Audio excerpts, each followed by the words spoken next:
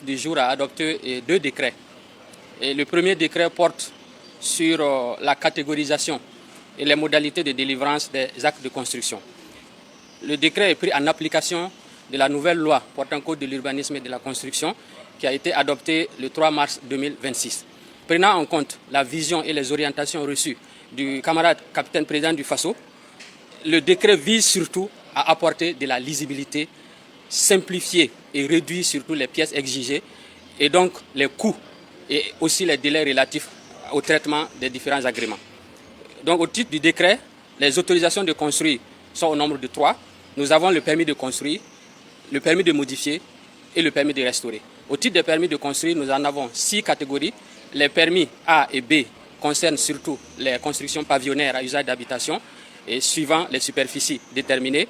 Le permis C concerne surtout les constructions à niveau. Le permis D, tout ce qui est pylônes, installations industrielles et stations de service. Le permis E concerne les activités de la construction relatives à la promotion immobilière. Et le permis F touche toutes les constructions des enclaves et missions diplomatiques.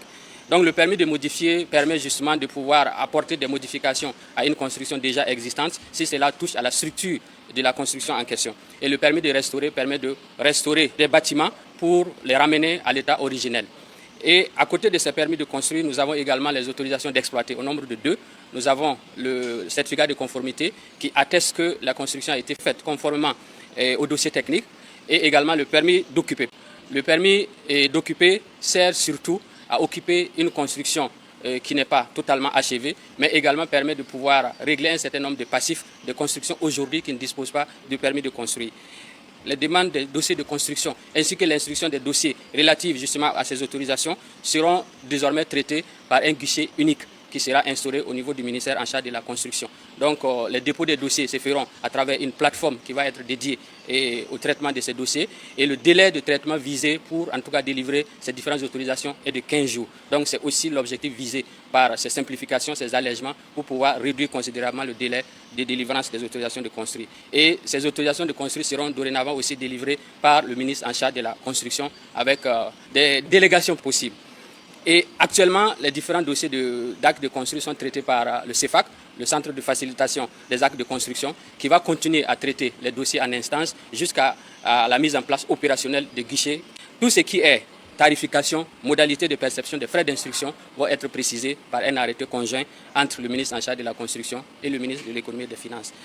Le deuxième décret qui a été adopté porte sur les conditions et modalités de délivrance, de renouvellement et de suspension des agréments des domaines de l'urbanisme, de l'habitat et des infrastructures de transport. Il faut rappeler en contexte que l'ex-ministère en charge de l'urbanisme délivrait un certain nombre d'agréments et avec la nouvelle configuration du ministère en charge de la construction, nous délivrons également les agréments relatifs justement aux infrastructures routières. Donc avec la fusion, il est apparu nécessaire de pouvoir harmoniser les dispositifs qui gèrent ces agréments et de pouvoir également simplifier beaucoup les procédures pour pouvoir permettre notamment aux PME naissantes de pouvoir opérer dans le secteur de la construction. Donc le constat qui a été fait, c'est qu'il y a une multiplicité et une incohérence des textes donc, qui impactent sur les délais de traitement et une certaine lourdeur également administrative et surtout des exigences techniques en matière de personnel, de matériel et surtout des capacités financières qui ne sont pas adaptées et qui ne permettent pas en tout cas aux PME de pouvoir exercer correctement dans le secteur de la construction. Donc un certain nombre d'innovations ont été apportées dans le nouveau décret pour pouvoir simplifier notamment les procédures. Dorénavant, le délai de traitement des dossiers de délivrance des agréments est fixé à 30 jours, mais également, comme je le disais tantôt, il y a une simplification notamment en termes de matériel exigé et de personnel qui va être précisée par un arrêté conjoint. Et l'adoption de ces décrets-là permettra au ministère de pouvoir rationaliser les procédures de traitement et surtout de pouvoir gagner en délai de traitement de ces différents dossiers-là. Et il y a un certain nombre d'arrêtés justement qui viendront préciser les modalités d'application de ces décrets-là.